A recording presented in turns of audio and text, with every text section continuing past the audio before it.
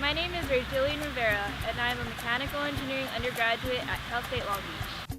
So a concept that I'm truly passionate about that ties in with my field of study is kinematics. Although it may be a simple concept, kinematics is truly beautiful because it is the foundation of all the sciences, and it is used as a versatile tool for engineering. Kinematics in a nutshell is basically the way things move or motion. It can be the motion of points, bodies, or objects, and this could either be linear or rotational. So the really cool thing about kinematics is that it branches from physics and it incorporates concepts from calculus. So with position, velocity, and acceleration, they all share a special relationship since they are the derivative of one another. So velocity would be the derivative of position, and acceleration would be the derivative of velocity. So some basic equations that we use every day would be calculating your average speed, your velocity, and your acceleration. So to calculate your average speed, you would take your total distance, divide that by your total elapsed time.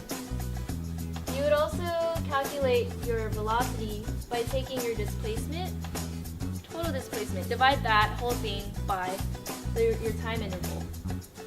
Lastly, to calculate acceleration, it would be your change in velocity and divide that by your time interval. So something that people don't really think of when they see these equations, they initially think of physics, but they don't think that it could be applied to biomechanics. So one way I would use these equations in biomechanics would be calculating the velocity of a cell.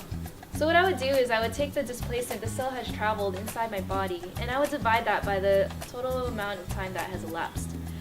I would also calculate the amount of force that someone exerts through their gait or walking, and I would calculate their acceleration and implement that through F equals ma. As shown here, 4 force panels collect data to calculate the red force vector from the individual's gait.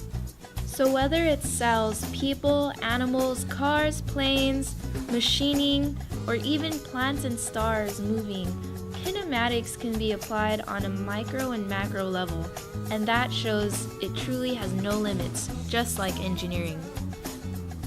Lastly, if you do what you're truly passionate about as your career, you'll never work a day in your life. Thanks for watching!